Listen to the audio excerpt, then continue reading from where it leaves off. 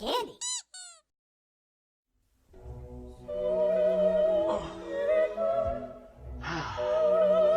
Ready?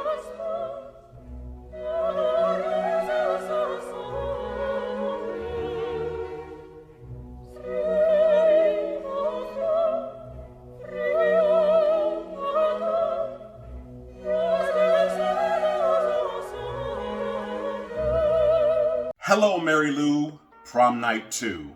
What a strange title. What a strange movie. This is not one of those movies where if you saw it on the shelves at Blockbuster, you would just pass it by like, that looks boring. Even if you haven't seen Prom Night 1, you can watch this and not care that you haven't seen Prom Night 1. As a matter of fact, Prom Night 1 and Hello, Mary Lou, Prom Night 2 have nothing to do with each other. And I think the only thing that it does have to do with each other is Prom. It's definitely more of a spiritual sequel to Carrie, or even Nightmare on Elm Street 2. Nightmare on Elm Street 2. Yeah, not the first one. So this movie was directed by Bruce Pittman. Bruce Pittman, I mean, this is another one of those directors that has done very little since this film. And I mean little in a sense of no more feature-length films for him. He did a lot of shorts. He directed some TV stuff in Canada. I mean, because this is a Canada film. Everybody in this film is Canadian, and you can tell. There are some people whose accents give them away. Namely, our titular Mary Lou, who technically, the actress who plays Mary Lou is only in this film for maybe 20 minutes. The rest of the film features a character named Vicky. The lady who played Mary Lou, again, mostly Canadian TV stuff. Not really a feature-length film kind of gal. Wendy Lyon, who plays Vicky in this film, this is her first movie, okay? At least that's what Wikipedia told me, and that's what IMDb is telling me, is that this was her first feature-length film. And Mama's got the goods. I'm actually shocked she didn't do a little better. I mean, Lisa Schrage at least played in a couple other films. I mean, both of them, those other films were basically sequels of other things. She played in Food of the Gods 2, which I didn't even know existed until I started researching this film. And Shadow Warriors 2? I don't know what that is. But Wendy Lyon, who plays Vicky, really shows her ass in this film. She is every scene she's in, it's subtle, it's wicked, it's nasty. She's fantastic in this film. This movie also stars two figures from my childhood. The first one is Terry Hawks. Terry Hawks, she plays the mean girl, because really Mary Lou is the villain of this film, even though it doesn't really feel like she should be if you watch the beginning of this, but we'll get to that. Terry Hawks has done everything from X-Men, the animated series, to Care Bears.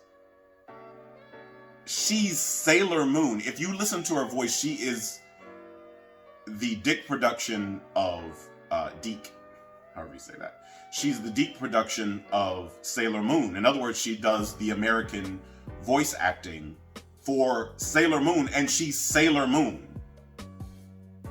The mean girl in Hello, Mary Lou, Prom Night 2 is Sailor Moon. I mean, also, it is starring the legendary Michael Ironside. Now, Michael Ironside, when I was a kid, Michael Ironside was one of those character actors that I saw in everything. He was in fucking everything. And I recognized his face, but I never knew his name until I got older.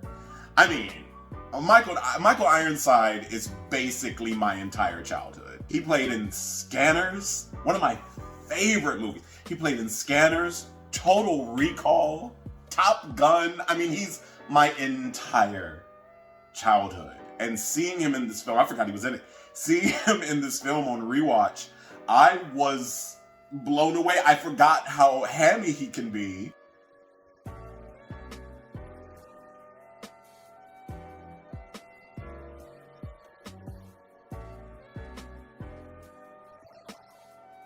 So the original title for this film was The Haunting of Hamilton High, is that right? Yeah. So The Haunting of Hamilton High actually makes more sense. Actually, a title that I came up with, The Taking of Vicky, is a great title, I think. But the fact that they added Prom Night to it, because I guess it's the same production company. It was the late 70s, early 80s, and slasher films were in. So I don't know why they didn't just go in that route instead of going sort of all over the place. This movie has a lot of ideas, and it feels like a horror parody.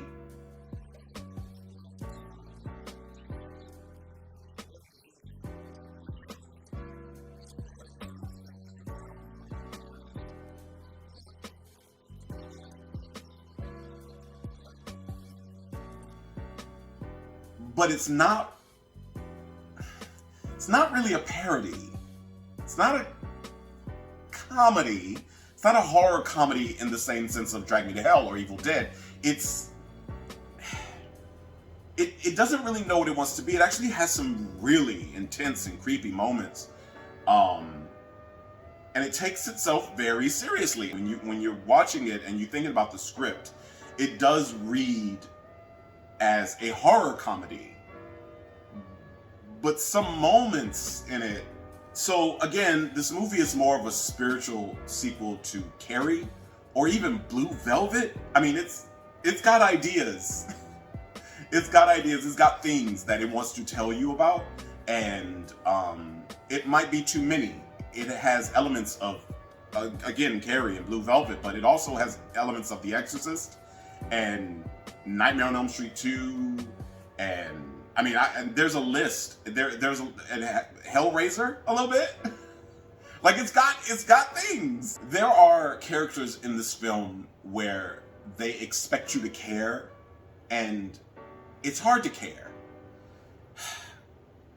I know you probably at this point can't tell whether I love or hate this film, because there is a love-hate relationship I have with this movie.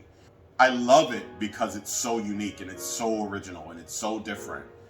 But I also hate it because it ain't really that different or original. You know what I'm saying? Like, it has the right idea in the direction of originality, but it takes too many ideas from other films and creates this one film. And it's not like you see this movie and it's like, oh, that reminds me of that. No.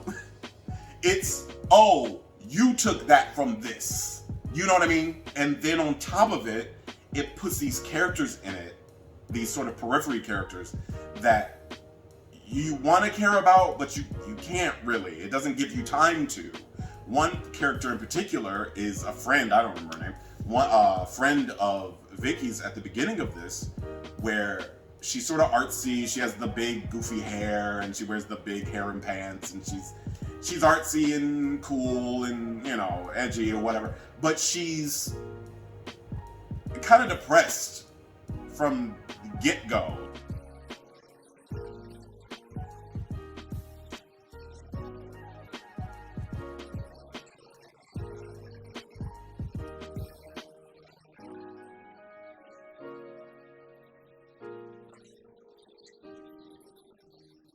And then she has a boyfriend and he gets her pregnant and he never calls her back, and it's like, why do we care about this? Why? And then they kill her. I mean, it's not, we don't get her very long. I want to talk about Mary Lou for a while and why they did her dirty in this film. In the 80s and in the 70s and some of the 90s, there was this idea in horror films that if you are promiscuous or are vain, or if you have a personality, if you are sexually active, you will die. And I think the way this movie flips that on its head is that it takes that character, makes it the central character, kills her, and then brings her back to life for revenge. The revenge part is the part that we love about this film. But I think we forget the beginning. The beginning of this movie is Mary Lou just being fast. She has a boyfriend. She cheats on her boyfriend. It's high school. She goes to confessional and she tells the priest that she has done all these nasty things and that she loved every minute of it. Why is that being punished again? I understand, like, it was the 80s, it was a different time, but I think that probably is the most problematic part of this film, is that it takes its promiscuous character and punishes her for being promiscuous. And then when they bring her back to be a vengeful ghost, she's no holds barred. She kills everybody. Whoever she feels she needs to kill because of her vanity, she does it. The parts where she takes revenge, like when she takes revenge on the fuckboy that she was fucking, and then she takes revenge on her boyfriend at the time, who actually kills her in this film, and he deserves everything he gets. Everything. He deserves everything he gets. The sleepless nights, the cold sweats, the nightmares, he deserves everything. And when he finally gets his comeuppance, which I will get to later, it feels right. Because there's a moment where it doesn't for him, just for a moment. Even Mary Lou tries to take, in Vicky's body, she tries to take revenge on the son of Billy. Billy is the boyfriend, Michael Ironside's character. And the son is dating Vicky. So of course Mary Lou is gonna attack the son, who, by the way, I can't remember this guy's name, but he's so charming and cute, and he really gives the hero identity of a horror film a new dimension, much in the way The Blob did. In The Blob, you think one is going to be the hero, and then the other one ends up being the hero of the film, and he becomes more likable as the film goes on. But this kid is likable day one. Like, he is likable as soon as he hits the screen. You know, he rides a motorcycle, and he's sort of aimless and doesn't want to go to college, and but he's also the guy who takes his girlfriend to have coffee before they go to school and gives her a Jesus piece. Fantastic. I mean, he is adorable, and he's adorable through the entire film. There's not one moment in this film where I do not like this kid. It doesn't deserve what happens to him at the end, but what a character, and what a well-written and well-acted character. Definitely a part of the film that is the most enjoyable. But what Mary Lou does here is sort of unbalanced. She goes from focusing on killing this guy to sort of killing whoever gets in her way. I don't think getting in her way is focused on enough. What is getting in Mary Lou's way? Well, when the girl takes out the crystal or the piece of glass out of the crown that was Mary Lou's, Mary Lou is angry. You ruined my crown. So she kills the girl? It's weird. Only to, after killing the girl, put the piece of glass back in the crown telepathically or telekinetically or whatever. Or psychokinetically, or whichever one it is. It's like, couldn't you have just done that anyway without killing this girl? I feel like those moments make it feel very Freddy Krueger. You didn't have to do this. There's no reason to really kill this girl other than to create a body count for this film. Mary Lou does not go after Michael Ironside's character. She does not go after Billy enough for me. There is a moment later in the film where she does go to his office and she could kill him right there, but doesn't. She threatens his son instead of just killing him, which is, I don't know, maybe that's not what she wanted to do, and maybe by the end of the film you realize that's not what she wanted to do. But she kills everybody else. I don't really, give me Mary Lou's motivation here. What is her motivation? I get it, she was vain and promiscuous, but what else? Now, that's not to say that the kills are not fun. The kills are fun.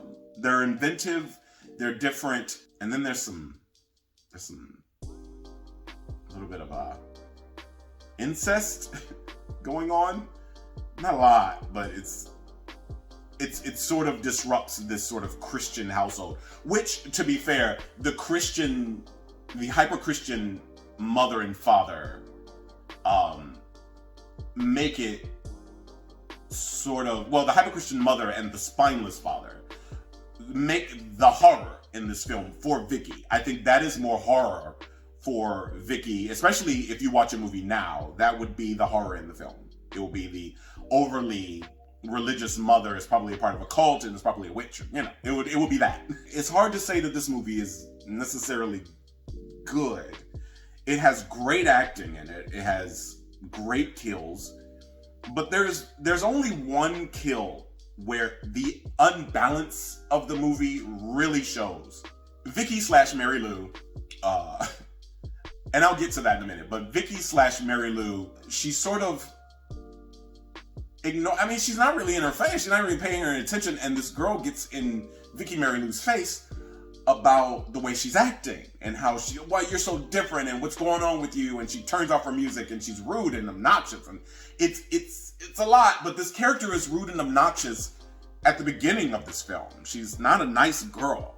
As a matter of fact, she's more annoying than the actual mean girl. The mean girl was actually a lot of fun. But the friend of Vicky is mad annoying.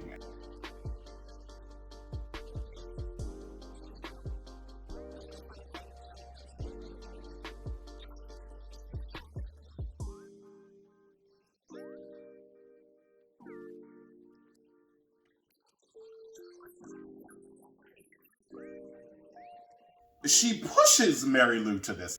I don't think Vicky / Mary Lou was paying this girl much attention.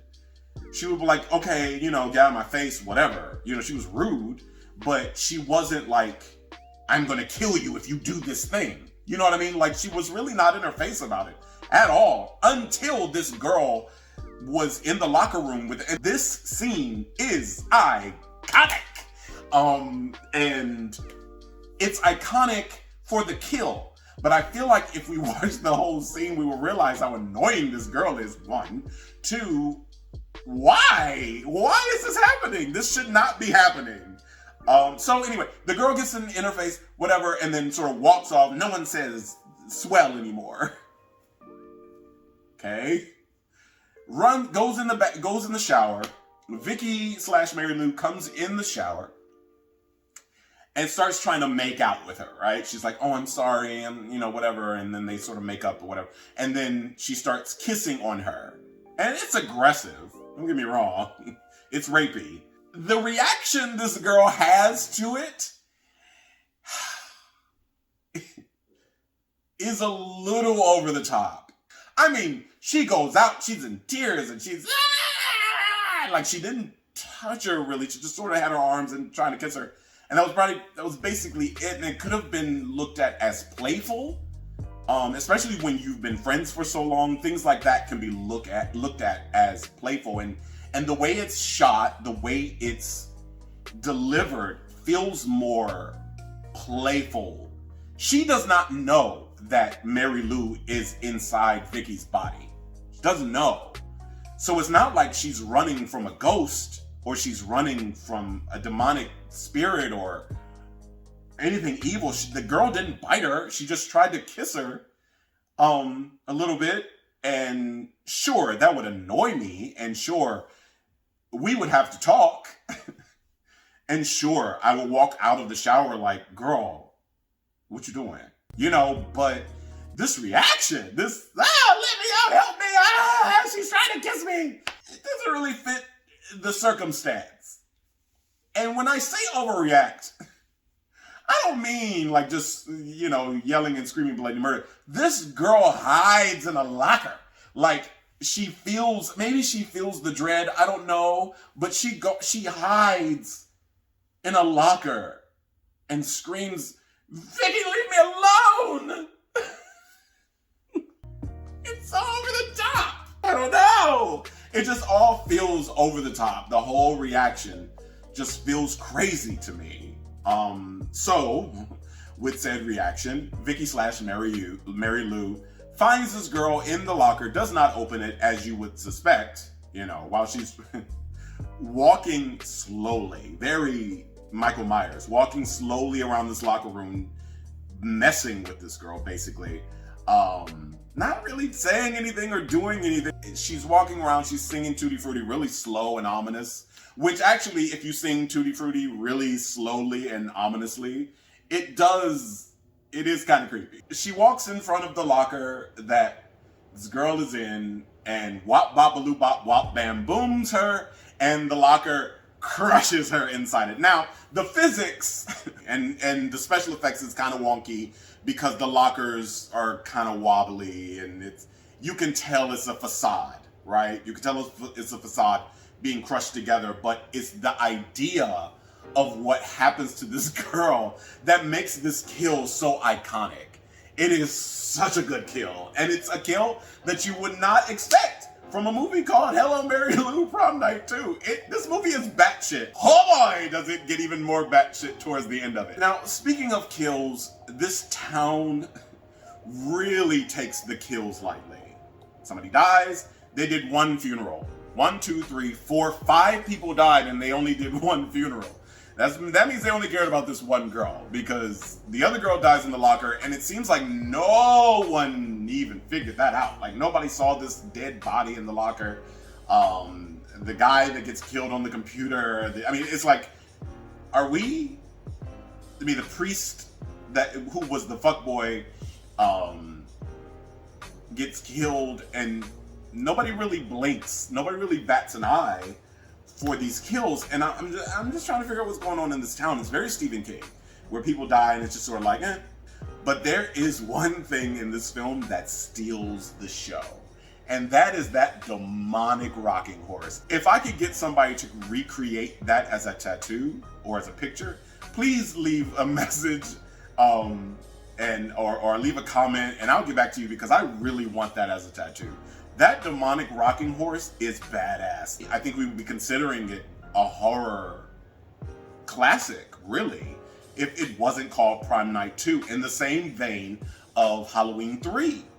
I think Season of the Witch is a fantastic film that I may get to later, and it's been talked about to death on the YouTubes, so I may not. It's called Prom Night 2, but it shouldn't be. It really shouldn't be. That sucks. So the performance that Wendy Lyon does as Vicky is an inspiration. This girl really lays into this character. It's a surprising slow burn. They don't really do these anymore. It's a slow burn in the sense of, you see Vicky, and she's a normal girl. She's not super religious or super, prudish or anything. She's a normal girl. She's up for prom queen, so she's popular. It's almost like the ghost is influencing her, but it's not necessarily possessing her yet. You don't get full on the taking of Vicky until the scene where she is taken into this this blackboard, which is a great scene, and it looks fantastic. And it's reminiscent of Poltergeist, and she comes out of this chest. Now, this chest appears a lot in this film. Actually, no, it doesn't. It appears enough to where it becomes a character of the film. Why this chest? That is never answered for me. I don't know why this chest. I don't know if this is Mary Lou's chest. We never understand what the chest represents. What is it for? Other than maybe holding things from the drama department, because it has like the masks, the comedy and tragedy masks on it, and what is this chest? Like, why this chest? I don't understand. And it's in the basement of this high school, and the chest does reappear at the end. So I don't know. It is a plot hole that was never revisited. I have no idea what this chest means, what it represents. Is it a doorway to purgatory where Mary Lou is sort of at? She has some great one-liners about how she didn't get any wings.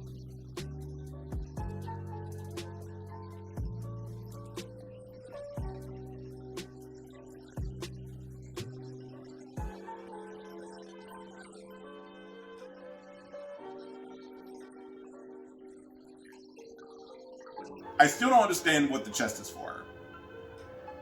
So I'm gonna move on. This ending, oh my God, it is all the movies. It is all the movies, and it makes it that much more batshit crazy. This ending is nuts. The Michael Ironside character shoots Vicky.